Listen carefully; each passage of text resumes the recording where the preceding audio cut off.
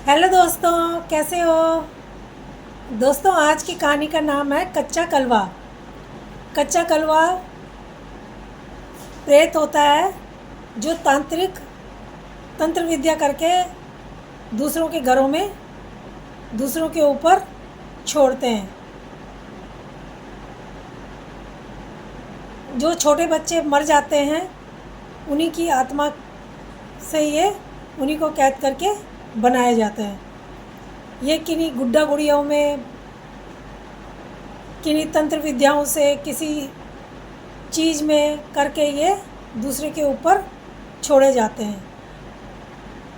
तो ऐसे ही एक कहानी है जिसमें अनीता और दीपक नाम के पति पत्नी होते हैं। ये दोनों किराए के घर में रहते थे। आदमी अच्छी जॉब करता था, दीपक अच्छी जॉब करता था, उसकी तनख्वाह अच्छी थी। अब ये दोनों सोच रहे थे, दीपक और अनीता, कि हम अपना छोटा मोटा घर भी कुछ समय बाद खरीद लेंगे। तभी इनकी आपस में बात होती है। तो दीपक एक दिन घर आता है और बहुत खुश होता है। वो अनीता को कहता है कि मैं आज खुशखबरी सुनाता हूँ तुम्हें, हम घर ले रहे हैं। वो कहती है घर ले रहे हैं। घर लेना कोई गुड्डा गुड़िया का खेल है, घर को ऐसे नहीं लिया जाता। कहता नहीं, सच में हम ले रहे हैं। ऑफिस की तरफ से मुझे ऑफ़र आया है, ऑफिस वाले कुछ देंगे और कुछ हमें पैसे मिलाने पड़ेंगे। पर अनीता कहती है हमारे पास तो कुछ भी नहीं है, तो हम कैसे करें। तो वो कहता है कोई बात नहीं, अगर नहीं होगा तो मैं कुछ लोन ले लूँगा या मम्मी पापा को बोल के उनसे ले लेंगे। ऐसे ही दोनों की बात होती है। पहले दिन ये बात होती है और दूसरे दिन अनीता खुशखबरी देती है कि वो प्रेग्नेंट है। उसको पता चलता है दूसरे दिन कि वो प्रेग्नेंट है। ये दो खुशखबरियाँ उनको एक साथ मिलती है तो दोनों बहुत खुश होते हैं। अब दोनों जब बहुत खुश होते हैं तो अब नया घर देखने के लिए अपना जाते हैं। जब दोनों अपना नया घर देखने के लिए जाते हैं तो वो एक सोसाइटी होती है। सोसाइटी में बहुत से मकान होते हैं, एक साथ तो उसमें लोग आते नहीं हैं। कुछ मकान खाली होते हैं, एक एक करके आते रहते हैं और सोसाइटी भरती रहती है। ऐसे ही उसमें 2-4 मकान सोसाइटी में खाली रह गए थे, जिसमें से एक मकान इनके नाम, दीपक के नाम हो गया था। अब जो दीपक को मिल रहा था, उसके घर के सामने एक पति पत्नी रहते थे। तो वही ये तंत्र विद्या किया करते थे। अब वो जब दोनों के दोनों घर देखने के लिए जाते हैं तो दरवाज़ा खोलते हैं तो उनको घर के नीचे, अपने दरवाजे जैसे ही खोलते हैं, वहाँ पे बहुत सारी कुछ कुछ शब्दों में कोई और भाषा में लिखी हुई पर्चियाँ मिलती हैं। वो पैरों से उनको सरका देते हैं और अंदर जाते हैं। कहते हैं इतनी सारी पर्चियाँ कहाँ से आ गई हैं, तो हम इसको बाद में सफाई तो करनी है, चलो कर लेंगे। अब उनको हटा के अपने घर के अंदर जाते हैं और घर को देखते हैं और घर का दरवाज़ा खोलते हैं। वहाँ से देख के आते हैं, बड़े हंसी खुशी से कर रहे थे, तब तक सामने वालों की नज़र उन पर पड़ जाती है। वो पूछते हैं कि क्या तुम ये मकान तुम ले रहे हो। वो कहते हैं हाँ। अब जो सामने वाले थे वो बहुत ही गंदे विचारों के थे और बहुत उनको देख के उनको अच्छा नहीं लगता है।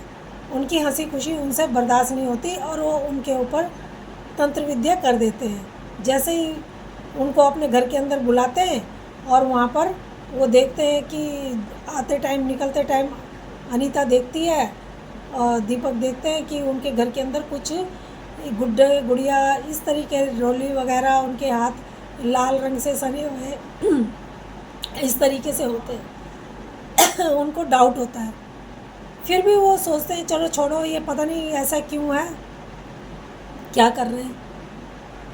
फिर वो अपने घर किराए का जो घर होता है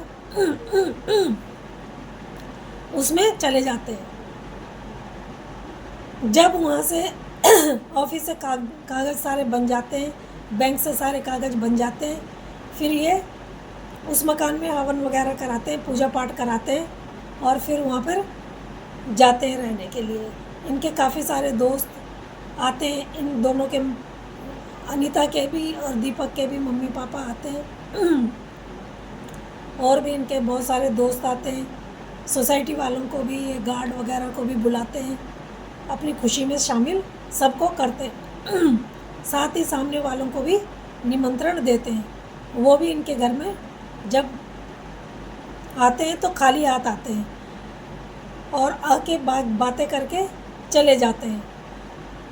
बाद में ये देखते हैं कि इनके घर में एक कागज़ का डिब्बा है बहुत बड़ा सा, उसमें जब ये देखती है अनीता तो उसमें इसको गुड्डा सा नज़र आता है।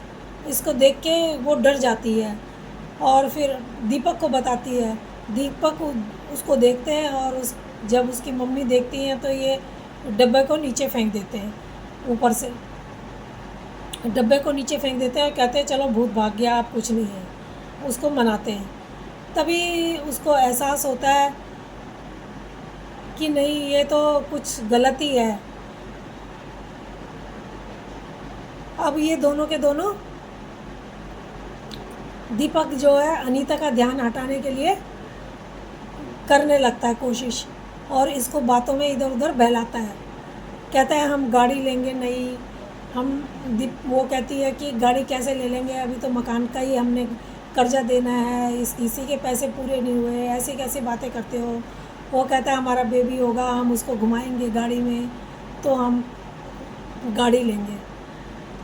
तो दोस्तों, कुछ लोग इस किस्म के भी होते हैं कि जो दूसरों की खुशी को बर्दाश्त नहीं कर सकते और उनके ऊपर तंत्र विद्या छोड़ देते हैं। तो इसी तरीके से उन्होंने सामने वालों ने भी इनके ऊपर तंत्र विद्या छोड़ दी। अब इसको, अनीता को, कभी कोई बच्चा इधर से जाता हुआ नज़र आए, कभी उधर से जाता हुआ नज़र आए, ये सोचती है खुली आंखों से सपना कैसे देख रही हूँ मैं कि बच्चे। वो अपने पति को बताती है, वो कहता है कि हाँ तुम प्रेग्नेंट हो ना, इसलिए तुम्हें बच्चों के ही सपने हो रहे हैं आजकल। वो कहती है कि नहीं, मुझे सपने नहीं हो रहे, मुझे खुली आंखों से ये सब दिखाई दे रहा है।